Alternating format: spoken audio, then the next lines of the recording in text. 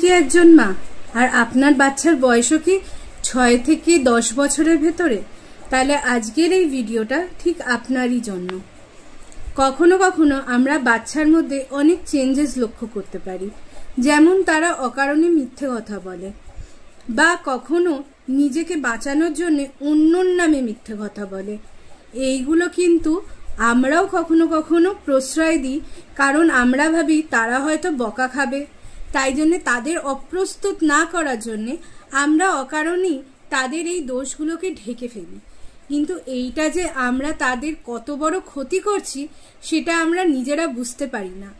আমাদের বাচ্চা কিন্তু আমাদেরই রিফ্লেকশন, তারা যা দেখবে সেটাই শিখবে।